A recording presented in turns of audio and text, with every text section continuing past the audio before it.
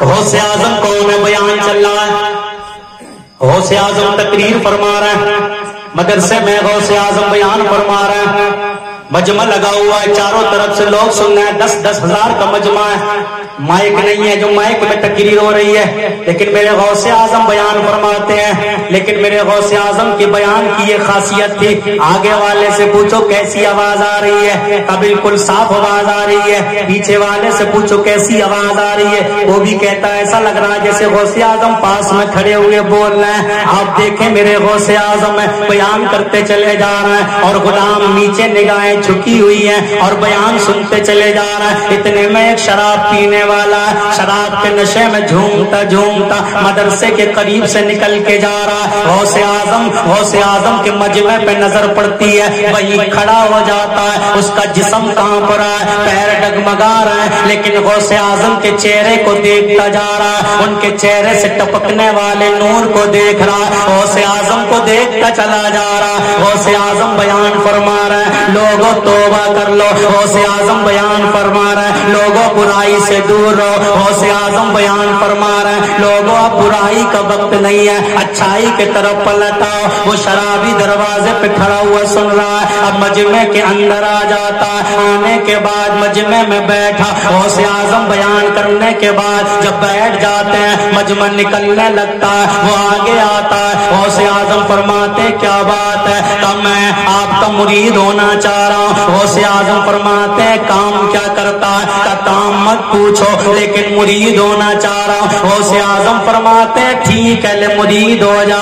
اس نے کہا شرط ایک ہے، میرے غوث اعظم نے لاکھوں کروڑوں کو، میرے غوث اعظم نے گنہگاروں کو گناہ سے توبہ کرائی ہے، چوروں کو چوری سے توبہ کرائی ہے، ڈاکوؤں کو میرے غوث نے توبہ کرائی ہے، شرابیوں کو میرے غوث نے توبہ کرائی ہے۔ ایک ایمان کس کو کہتے ہیں؟ پیر کا دامن کس کو کہتے ہیں؟ آج پیر کا دامن پکڑ لیا، سارے کام چل رہے ہیں، جلسے میں نعرے لگ رہے ہیں، سارے کام کوئی چھوڑ بھی نہیں رہا ہے، اور جلسے میں دبا کے نعرے لگا رہا اور مسکرا رہا، پیر مسکرا رہا ہے، اب یہ پیر تیری حالت کو دیکھ کے مسکرا رہا ہے، دیکھ سب کام کر رہا ہے، نعرے لگا رہا ہے۔ شرابی کہتا ہے ایک شرط ہے، شراب پیتا ہوں، شراب پینا نہیں چھوڑوں گا، میرا غوث تو آیا اسی لیے تھا شرابیوں سے توبہ کرائے، میرا غوث تو آیا اسی لیے تھا زانیوں سے توبہ کرائے، میرا غوث تو آیا اس لیے تھا گناہگاروں کو سچائی کے راستے پہ لے آئے۔ میرے غوث نے فرمایا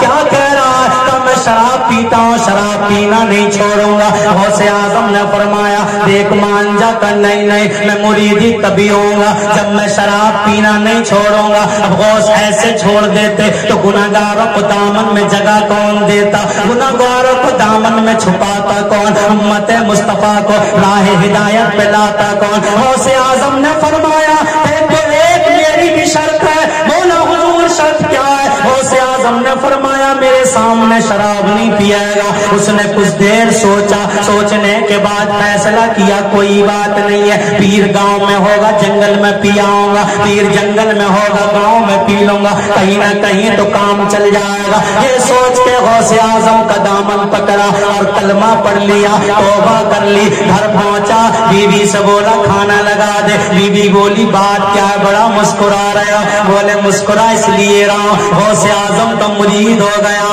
دنیا میں بھی کام ہو جائے گا، مرنے کے بعد بھی کام چل جائے گا، دنیا میں بھی موج ہی موج ہے، مرنے کے بعد بھی آرام ہی آرام ہے۔ بیوی نے کہا شراب پیتا ہے؟ غوث اعظم نے تجھے منع نہیں کیا۔ بیوی سے بولا تو ہے پگلی، تو میں مریدی بعد میں ہوا، پہلے میں نے شرط لگائی ہے شراب پینا نہیں چھوڑوں گا۔ بیوی نے حیرانی سے پوچھا غوث اعظم نے کیا کہا؟ تو غوث اعظم نے یہ کہا سو شراب پیے گا لیکن میرے سامنے نہیں پیے گا۔ بیوی مسکرائی، شوہر کہہ رہا ہے اب تو کیوں مسکرا رہی ہے؟ کہا جب بغداد والے نے کہا ہے کہ میرے سامنے نہیں پیے گا تو میرا یقین یہ ہے کہ غوث اعظم اب تجھے کبھی شراب نہیں پینے دے، غوث اعظم اب تجھے کبھی شراب نہیں پینے دیں گے. اس نے کہا چل چل تو اپنی بکواس بند کر لے, دیکھ یہاں بھی موج وہاں بھی موج.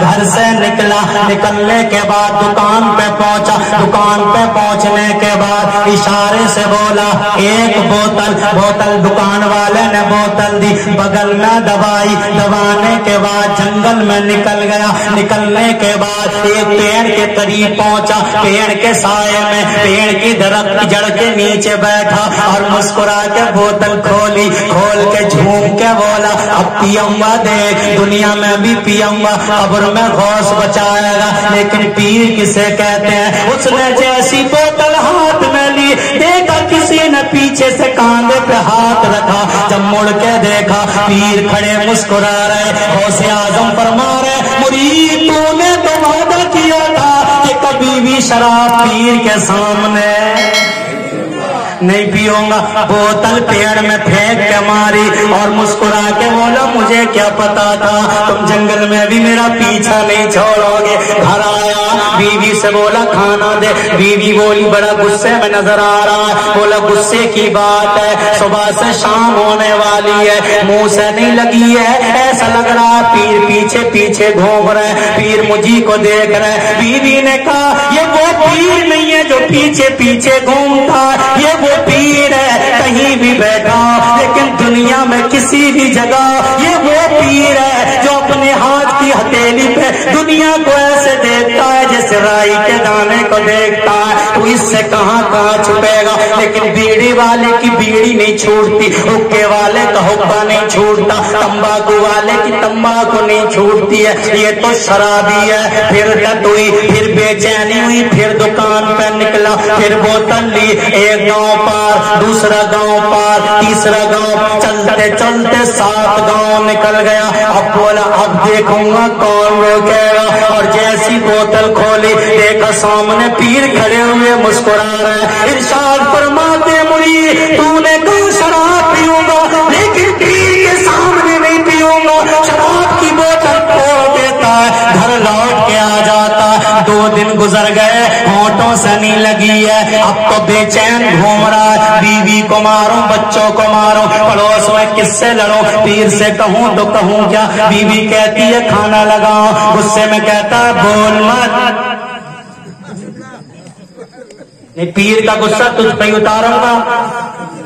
اچھا مرید ہوا لیکن وارے پیر کسے کہتے ہیں. پھر گیا بے چین ہوا, پھر پہنچا گلی میں کبھی دائیں کبھی بائیں, چاروں طرف دیکھتا جا رہا ہے کہیں پیر کا جاسوس تو نہیں ہے, کوئی چس کرنے والا تو نہیں لگا ہوا ہے. چاروں طرف مڑ مڑ کے دیکھ رہا ہے. جب کوئی کہیں نظر نہیں آیا تو بولا لے اندر بغل میں دوا دے. اندر دوائی, گھر میں آیا اور دروازہ بند کیا. کمرے میں پہنچا, کمرے کا دروازہ بند کیا اور کیوار اچھی طریقے سے بند کر کے بیوی سے کہتا سراغ بھی بند کر دے. سارے سراغ بھی بند کیے. اندھیرے میں بیٹھ کے کمرے میں بولا اب دیکھوں گا کون روکے گا.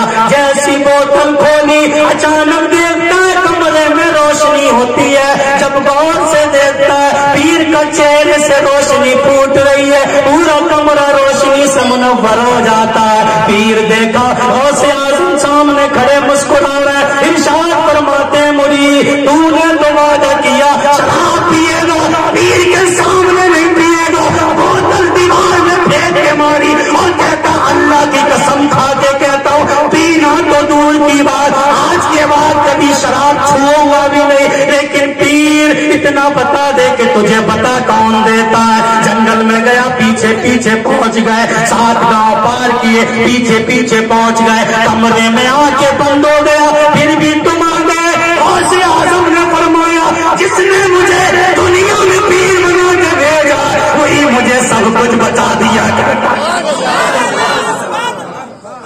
نبی کے دیوانوں غوث اعظم کی محفل میں آئے ہو, توبہ کر لو توبہ. اگر توبہ کر لو گے بات بن جائے گی. वरना हाथ उठा के नारे लगाते रहोगे, काम नहीं चलेगा। नारे ऐसे लगाओ, हाथ उठे तो साथ साथ दिल भी उठे, और दिल उठे तो जबान भी उठे, और जबान उठे तो फिर मदीने से आवाज आ जाए, जा तेरा नारा कबूल हो गया और तेरे गुनाहों को माफ कर दिया गया। इसलिए टाइम हो गया काफी, 2 शेर सुन लें, जोर से बोले सुभान अल्लाह। ये मेरे दोस्त की फरमाइश रहती है, मैंने अक्सर बताया, मेरा एक दोस्त सैयद साहब थे, उनकी फरमाइश रहती कि मैं जहां भी जाऊं ये 2 शेर जरूर पढ़ूं। उनका इंतकाल हो गया, मैं उनसे कहता था भाई तुम्हारे नाना की जन्नत है यार, तुम तो जन्नत में चले जाओगे, मैं तो हिसाब किताब में ही लगा रहूंगा, इतना गुनाहगार हूं। तो कहते थे जब तक जन्नत में जाएंगे नहीं हम, तब तक तेरा हाथ पकड़ के साथ नहीं ले जाएंगे। तो अगर इजाजत हो तो उनकी ख्वाहिश पूरी की जाए, हैं? थोड़ा जोर से बोले सुभान अल्लाह। पीछे वाले नहीं बोलना है, बात क्या, जोर से बोले सुभान अल्लाह। यादें मुस्तफा ऐसी बस गई है सीने में, यादें मुस्तफा ऐसी बस गई है, ऊंची आवाज आना चाहिए, यादें मुस्तफा ऐसी बस गई है, याद मुस्तफा ऐसी बस गई है सीने में, याद मुस्तफा ऐसी बस गई है सीने में, याद मुस्तफा ऐसी बस गई है सीने में, बस गई है सीने में, जिसमें हो जिसमें हो जिसमें हो कहीं अपना, जिसमें हो कहीं अपना, दिल तो है मदीने में, जिसमें हो कहीं अपना, दिल तो है मदीने, दिल तो है मदीने, मेरे नूर वाले का घर तो है मदीने में, मेरे नूर वाले का घर तो है मदीने, मेरे नूर तेरे नूर इनके नूर उनके नूर सबके नूर वाले का घर तो है मेरे नूर वाले का घर तो है मदीने में, कि मेरे नूर वाले का घर तो है मदीने में, हम गर्वो रहते हैं, हम गर्वो रहते हैं, सुन्नियों के सीने में हम गर्वो रहते